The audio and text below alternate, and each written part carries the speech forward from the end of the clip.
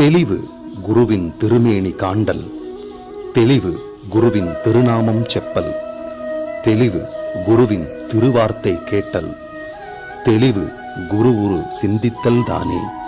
குருவே சரணம்.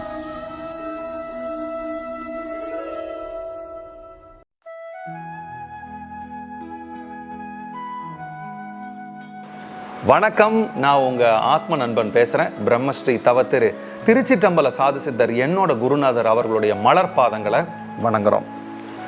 இப்போ நம்ம எல்லாருமே ஒரு நல்ல விசேஷத்துக்கோ, பிறந்த நாளுக்கோ, கல்யாண நாளுக்கோ கோயிலுக்கு போகலாம்.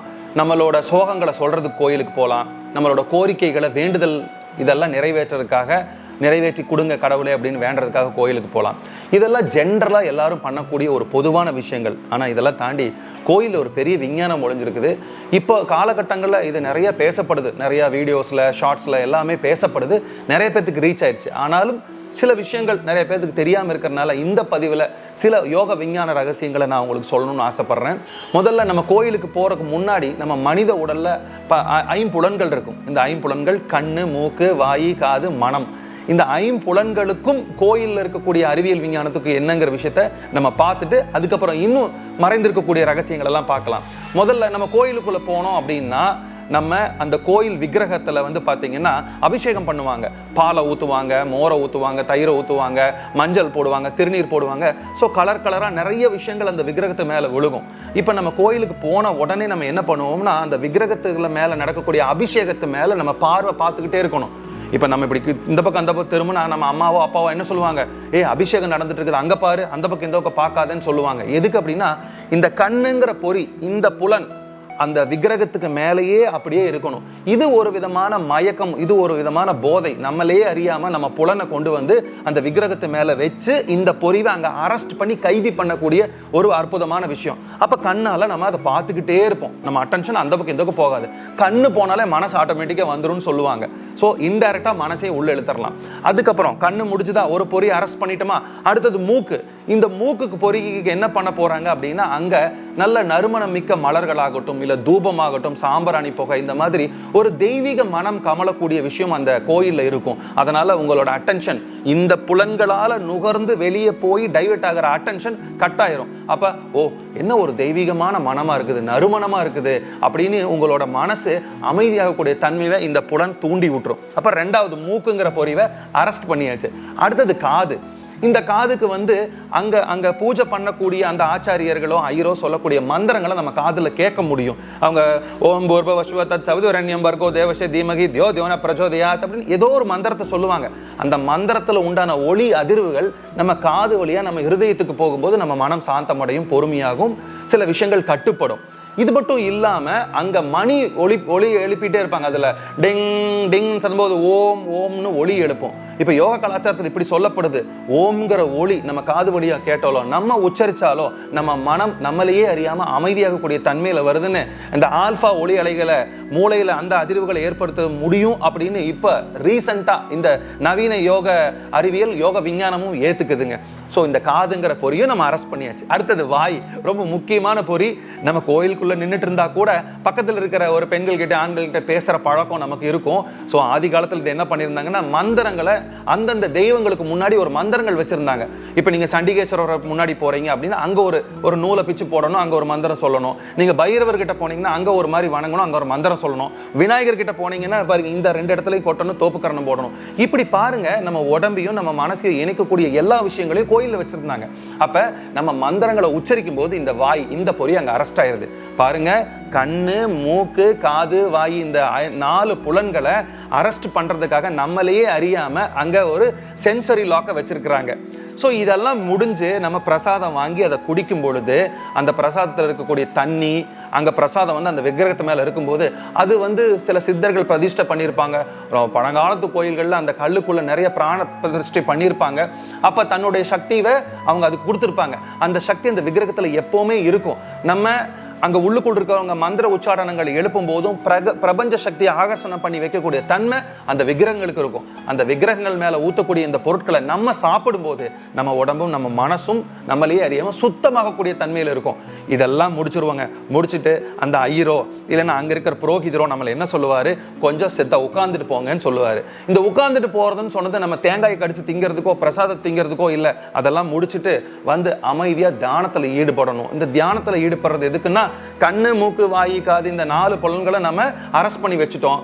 மனம்ங்கிற புலனை நம்ம அரெஸ்ட் பண்ணி வைக்கணும் அப்படின்னா அதை தடுக்கவெல்லாம் முடியாது, அடக்கவெல்லாம் முடியாது. அந்த பகவானை குறிச்சு அந்த இடத்துக்கு போகும்போது ஒரு பாசிட்டிவ் வைப்ரேஷன்ஸ் இருக்கும். அங்க வர்றவங்க எல்லாரும் தன்னோட சோகத்தை சொல்ல வருவாங்க, இல்லைன்னா வேண்டுதல்கள் சொல்ல வருவாங்க, அடுத்தவங்களை பார்க்காம இருப்பாங்க. ஸோ அங்க வந்து இன்னொருத்தனோட தாக்கம் நம்ம கிட்ட இருக்காது, அங்க எதிர்மறை எண்ணங்கள் இருக்காது. அவனோட சுயநலத்துக்காக நின்றுட்டு இருப்பான், நல்ல பிரச்சனையே இருக்காது. நீங்க பகவானை குறிச்சோ இல்லை உங்க வாழ்க்கை குறிச்சோ அமைதியாக உட்காந்து தியானம் பண்ணும்போது அந்த புலனும் அடக்கமாகும். அதனாலதான் சித்தர்கள் வந்து ரொம்ப விவரமா ஒவ்வொரு விஷயத்த பண்ணியிருப்பாங்க. சில பேர் இப்படி கேட்க முடியும், பாலை கொண்டு போய் அந்த விக்கிரகத்து மேல ஊத்துறதுக்கு பதிலாக ஏழை குழந்தைகளுக்கு கொடுக்கலாமல்ல, தேனை ஊத்துறாங்க, பழங்களை போடுறாங்க, பூ வைக்கிறாங்க, இதெல்லாம் இப்படி பண்ணலாமல்லன்னு கேட்பாங்க. ஆனா சித்தர்கள் வந்து ஒரு அறிவியலாளர்கள், சயின்டிஸ்டுக்கு மேல அவங்கெல்லாம் பாருங்க, நம்ம இந்த நவீன அறிவியல் வர்றதுக்கு முன்னாடியே 9 நவகிரகங்கள் எந்த கலர்ல இருக்கும்னு சொல்லி கொடுத்தவங்க நமக்கு. இப்பவும் ஒவ்வொரு திருத்தலங்களுக்கு போகும்போதும் நவகிரகங்கள் இருக்கக்கூடிய விக்கிரகங்களை ஒவ்வொரு கலர் துணி கட்டி இருக்கிறாங்க. அந்த கோள்களை பிரதிபலிக்கக்கூடிய இதுதான். அந்த காலத்துல எங்க ஜெட்டு வச்சிருந்தாங்க, ஏரோப்ளைன் வச்சிருந்தாங்க, எங்க சேட்டலைட் இருந்துச்சு, இதுக்கெல்லாம் தாண்டி அவங்க கண்டுபிடிச்ச அந்த வானவியல் சாஸ்திரத்தை நமக்கு கொடுத்தாங்க. ஸோ அதனால இதுக்கும் ஒரு அறிவியல் வச்சிருக்கிறாங்க. இப்ப பாருங்க, பாலுன்னா ஒரு ரொம்ப சுத்தமான ஒரு தன்மை. அந்த பாலை ஒரு விக்கிரகத்துல ஊத்தும் போது ஒரு அசுத்த நீக்கியா இருக்குது. அந்த பாலில் வரக்கூடிய அந்த லாக்டிக் அமிலங்கிறது வந்து நம்மளோட மூளையில் இருக்கக்கூடிய ஆல்பா அலைவரிசையை தூண்டக்கூடிய தன்மையில் இருக்குதுன்னு சொல்றாங்க. இப்ப நீங்க பாலை கொண்டு போய் வீண் பண்ணல, அந்த விக்கிரகத்துல ஊத்தி அந்த சூழ்நிலையில, அந்த பாசிட்டிவ் எனர்ஜி சூழ்நிலையில் நீங்க இருக்கும் பொழுது உங்க மன அலைகளை, ஆல்பா அலைகளை கன்வெர்ட் பண்ணி உங்க மனசை சாந்தி, பொறுமை, அமைதி கொண்டு வரக்கூடிய தன்மை அந்த பால் ஏற்படுத்துது. அப்ப அந்த விக்கிரகத்துல அபிஷேகம் பண்ணும் பொழுது அந்த ஏற்கனவே பிரதிஷ்டை பண்ணி வச்சு பிரபஞ்ச சக்தியை ஆகர்ஷணம் பண்ணியிருக்கக்கூடிய அந்த விக்கிரகத்திலிருந்து அதே ஒரு அதிர்வலைகள் வெளிவரும். ஸோ அந்த அதிர்வலைகளும் பாசிட்டிவ் அதிர்வலைகளும் நம்ம மனசுல போகும்போது நமக்கு ஒரு விதமான சாந்தம், பொறுமை, அமைதியெல்லாம் கிடைக்குங்க. இந்த மாதிரி சித்தர்கள் ஒவ்வொரு பொருளுக்கும் ஒவ்வொரு விதமான யோக தத்துவங்களை வச்சிருக்காங்க. இதை சொல்லிட்டே போகலாம், இந்த பதிவு நீட்டிக்கிட்டே போகும். நான் சும்மா 1-2 மட்டும் சொல்லி இந்த பதிவை முடிச்சிடறேன். அடுத்து திருநீர். திருநீர் எடுத்து நெத்தியில நம்ம பூசும் பொழுது பார்த்தீங்கன்னா ஈரத்தன்மையை அப்சர்வ் பண்ணிக்கக்கூடிய தன்மை இருக்குது. இதுக்கு நீங்க ஒரு ஜென்ரலா ஒரு தத்துவம் வேணும் அப்படின்னா, ஒவ்வொரு நாளும் நம்ம திருநீரை கையில் எடுத்து நெத்தியில பூசிட்டு வெளியில வரும்போது என்ன நினைக்கும்னா, இந்த வாழ்க்கை நிலை இல்லாதது, இது பாருங்க நம்ம வாழ்க்கை ஒரு பிடி சாம்பல்ல முடிஞ்சிடும், இந்த வாழ்க்கையில நம்ம ஏன் கோபம், ஒருத்தங்க மேல பழி போடுறது, ஒருத்தங்களை வசைப்பாடுறது, தேவையில்லாத வஞ்சம் பழியெல்லாம் இல்லாம ஆனந்தமா நம்மளும் சந்தோஷமா இருந்தா அடுத்தவனையும் சந்தோஷப்படுத்தலாம், இந்த வாழ்க்கை நிலையாத வாழ்க்கை அப்படின்னு தெரிஞ்சுக்கிறதுக்காகத்தான் ஒவ்வொரு டைம் எடுத்து திருநீரை பூசணும். இது வந்து ஜென்ரலான விஷயம். ஆனா திருநீருக்கு ஈரப்பதத்தை இழுக்கக்கூடிய தன்மையும் உடம்புல, எஸ்பெஷலி தலையில, என்சான் உடம்புக்கு சிரசே பிரதானம், இங்க சேரக்கூடிய சக்தியை வெளியில விரயமாகாம தடுத்து உள்ள நிறுத்தக்கூடிய தன்மை இருக்குது. பாருங்க சித்தர்கள் எவ்வளவு அழகா கண்டுபிடிச்சு வச்சிருக்காங்கன்னு.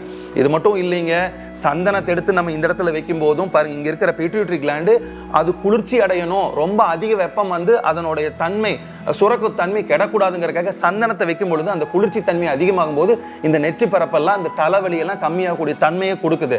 அது மட்டும் இல்லாம அடுத்தது குங்குமத்தை எடுப்போம். குங்குமத்தை நம்ம ஒரு தடவை கையில் எடுக்கும் போதும் என்னோட ரத்தம் இந்த மாதிரி கலர்ல இருக்கணும், என் ரத்தம் சுத்தமா இருக்கணும். அப்ப நான் எந்த அளவுக்கு பிராணனை அதிகமா எடுத்து எக்ஸசைஸ் பண்ணி யோகா பண்ணி பிராணன் அதிகமா சேர்த்தும் பொழுது இந்த மாதிரி கலர்ல வரணும்னு நினைச்சிட்டே நம்ம ஆரோக்கியத்தை பிரதிபலிக்கக்கூடிய தன்மையில குங்குமத்தை இங்க வைக்கணும்னு சொல்றாங்க. அப்ப பாருங்க, எலக்ட்ரான், புரோட்டான், நியூட்ரான், திருநீரு, மஞ்சள், சந்தனம், இதுக்கு பாருங்க இத்தனை விஷயங்களை உள்ள வச்சிருக்காங்க. ஸோ இதுதான் படைத்தல், காத்தல், அளித்தல் 3 சக்திகளை குறிக்கக்கூடிய விஷயமா இருக்குது. அப்ப நீங்க கோயிலுக்குள்ள போனீங்கன்னா வெறுமனே நம்மளோட கஷ்டங்களை போய் முன்னாடி பகவான் கிட்ட கொற்ற இடம் அது கிடையாது, நம்மளை சார்ஜ் பண்ணிக்கக்கூடிய இடம். நம்ம எப்போ டவுனாக இருக்கிறோமோ அது பெரிய ரீசார்ஜிங் சென்டருங்க. நீங்கள் அங்கே போய் உங்கள் ஆத்மாவை அந்த விக்கிரகங்கிற பரமாத்மாத்தில் சொருகி விட்டுட்டீங்கன்னா, இப்போ எப்படி EV வெஹிக்கிள்லாம் சார்ஜ் ஆகுது அந்த மாதிரி ஃபுல் சார்ஜ் ஆயிரும். திரும்ப வந்து நீங்கள் உலகில் மக்களோட போராடி மறுபடியும் டவுன் ஆகிட்டீங்கன்னா திரும்பி போங்க, சார்ஜ் பண்ணுங்க. இதனால தான் சித்தர்கள் என்ன பண்ணுறாங்க, ஒரு மந்த்லி கேலண்டர் எடுத்து பாருங்க. நம்ம போக மாட்டோம் சாதாரணமாக, அதனால வேணும்னே அவங்க என்ன பண்ணுறாங்க, பிரதோஷத்துக்கு வா, மாதத்துக்கு 2 டைம் பிரதோஷத்துக்கு வா, மாத சிவராத்திரிக்கு வா, அதுக்கப்புறம் சஷ்டிக்கு வா, இதுக்கு வா, அதுக்கு வான்னு ஒரு 10 நாள்ல இருந்து 12 நாள் வரைக்கும் நம்ம வந்து கோயிலோட தொடர்பு இருக்கிற மாதிரி பண்ணி வச்சிருக்காங்க. அப்பதான் நம்ம அங்க போய் நம்ம ரீசார்ஜ் பண்ணி இந்த உலக வாழ்க்கையை சந்தோஷமா வாழ முடியும்னு சொல்றாங்க. பிரியமானவர்களே, நான் இப்போ வந்து ஜென்ரலா ஒரு விஷயம் சொன்னேன், ஐம்புலன்கள் அடக்கிறதும் சொன்னேன், அபிஷேகம் பண்ணக்கூடிய அந்த தத்துவத்தையும் சொன்னேன். நீங்க இதுல ஏதாவது ஒண்ணுல போய் அங்க கரைஞ்சிட்டீங்க அப்படின்னா கண்டிப்பா உங்க வாழ்க்கையும் மன அமைதி பெற்று சாந்தம் பொறுமையை வச்சு அடுத்தவங்களை வஞ்சம் தீர்க்காம, அடுத்தவங்களை ஃபோக்கஸ் பண்ணாம உங்களை மட்டுமே பார்த்து வாழ்க்கையில மேல்நிலைக்கு போக முடியும்னு சொல்லிட்டு இன்னொரு நல்ல சந்தர்ப்பத்தில் சந்திக்கிறேன். நன்றி, வணக்கம், குருவே சரணம்.